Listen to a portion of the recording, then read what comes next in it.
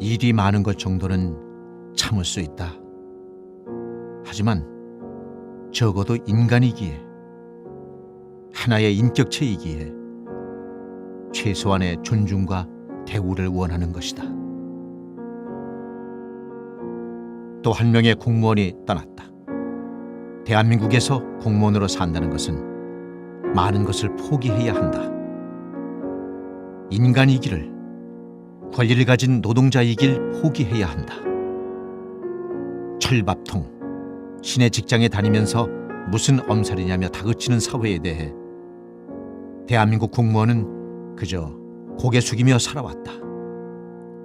자본과 권력을 위한 공무원이 아닌 국민을 위한 공무원이 되기 위해 노조를 건설하고 싸워왔지만 돌아오는 것은 해고와 탄압이었다. 공무원은 언제나 참아야 하는 존재였고 고통을 먼저 감수해야 하는 존재였다. 이제 세상은 공무원 최소한의 권리인 연금마저 포기하라 한다. 대한민국에서 공무원으로 산다는 것은 세상을 바꾸기 위해 싸워야 한다는 것이다. 올해 3명이 죽었습니다.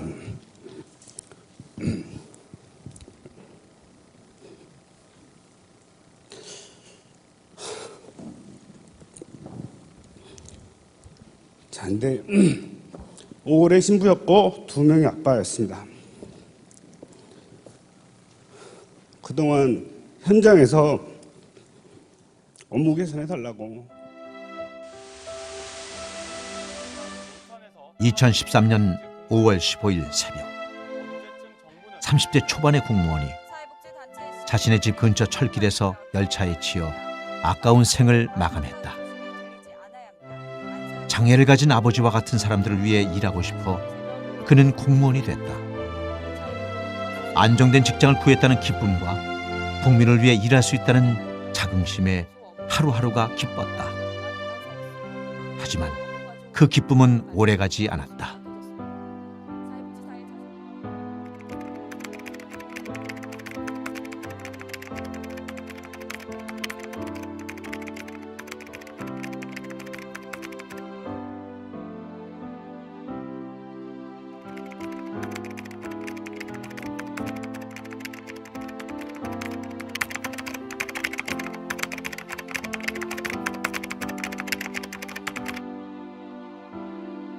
대한민국 공무원 대다수는 감정노동자다.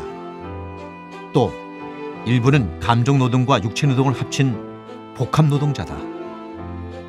영화나 드라마에서 묘사하듯이 출근해서 빈둥대다가 땡 하면 퇴근하는 공무원은 대한민국에서 몇 프로나 될까?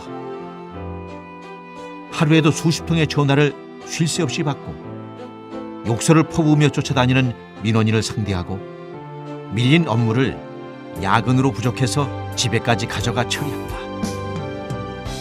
하루가 어떻게 지났는지 모르고 또 하루를 언제 맞이했는지 모르고 시작한다.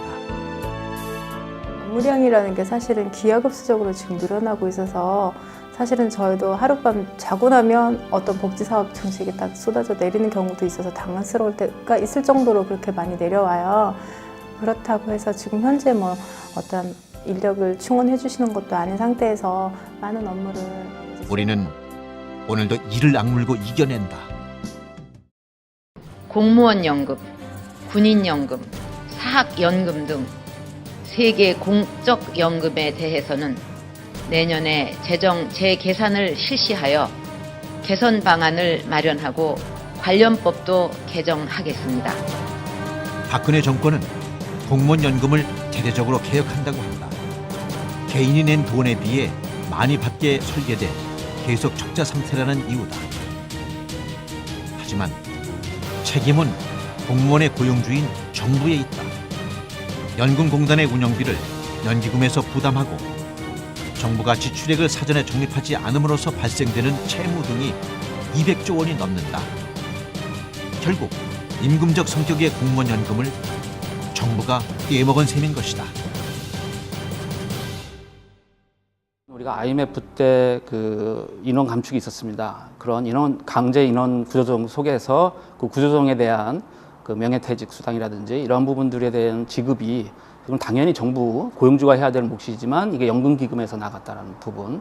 그다음에 또 95년 이전에 그 퇴직 조의, 그러니까 그 사망 조의금이라든지 이렇게 당연히 고용주로서 이렇게 부담해야 될 수당이라든지 이런 부분들이 일부 이 연금기금에서 사용을 함으로 해서 그런 것들이 지금 쌓여서 결국은 좀 빨리 기금이 고갈되지 않았느냐 이렇게 생각이 들고 있습니다. 보수 언론과 정권은 국민연금과 형평성을 거론하며 공무원연금을 개혁하려 한다. 공무원연금은 후불적 성격의 임금이며 신분상의 제약에 대한 보상이다. 사회보험적 성격의 국민연금과 직역연금인 공무원연금은 성격상 아주 다르다. 공무원연금은 단순한 연금이 아니다. 공무원연금 안에는 민간보다 60% 낮은 퇴직금, 25% 낮은 보수, 산업재해 보상, 겸직 등 경제활동 제한에 따른 보상 등이 들어있다. 만약에 공무원연금의 조정이 꼭 필요하다면 공무원이 차별받는 이러한 조항들을 개혁하고 조정을 논의해야 한다. 그 당시에 제가 38 목돈에 들어왔는데 기억나는 게 한 28만에서 30만 원 정도 되는 걸로 저 기억합니다. 퇴직을 했을 때 한 150 정도 되더라고요. 근데 그 돈 가지고는 뭐 노후 생활이 이게 풍족하거나 그러지 않습니까? 이게 저 개인적으로도 좀 화가 납니다. 예? 여태까지 그 많은 23년이라는 세월을 정말 국가를 위해서 저 국민을 위해서 저 봉사하고 노력을 했는데 그것마저 깎으려고 하는 자체는 너무도 정말 잘못이라 생각합니다. 예. 수많은 기사가 쏟아진다. 모든 언론 매체에서 공무원연금 개혁의 필요성에 대한 기사가 쏟아졌다. 공무원연금 개혁에 대해 정부를 압박하는 기사들도 많다. 왜 이리도 조중동 보수 언론과 대기업이 대주주로 참여하는 경제신문들은 공무원연금 개혁에 집중할까? 그들의 논조를 주의 깊게 살펴보면 공무원연금 등 직역연금의 보장성을 약화시키고 더 나아가 사회보험적 성격의 국민연금을 약화시키려는 의도가 발견된다. 결국에는 대기업들이 제공하는 사적연금의 시장성을 높이려는 의도가 아닌가 하는 의구심을 가지게 된다. 만약에 공무원연금이 악의적 언론에 휘말려 정권에 의해 개혁된다면 대한민국 복지의 근간인 공적연금의 도미노 붕괴는 현실이 될 것이다. 공무원연금을 지키는 것은 단순히 공무원들의 생존권을 지키는 것이 아닌 대한민국 복지의 근간을 지키는 싸움인 것이다. 우리 연금을 지킴으로 해서 좀 더 국가에 충성할 수 있는 그리고 열심히 일할 수 있는 환경을 만드는 것이 중요하다고 생각이 듭니다. 대한민국에서 공무원으로 산다는 것은 쉽지 않다. 대민 서비스뿐만 아니라 정치 권력으로부터 민주주의를 지켜야 하고 공무원의 노동 기본권을 찾아야 하고 국민들의 복지 근간을 지켜야 한다. 우리는 공무원연금을 반드시 지킬 것이다. 그토록 무너뜨리려 했던 공무원 노조를 지켜냈듯이 공무원연금을 반드시 지켜낼 것이다.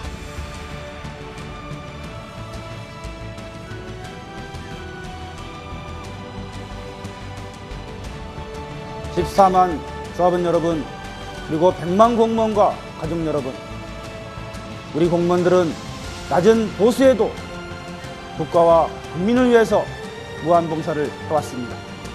우리는 퇴직금도 없습니다. 재직 중 영리행위와 겸직도 금지됩니다.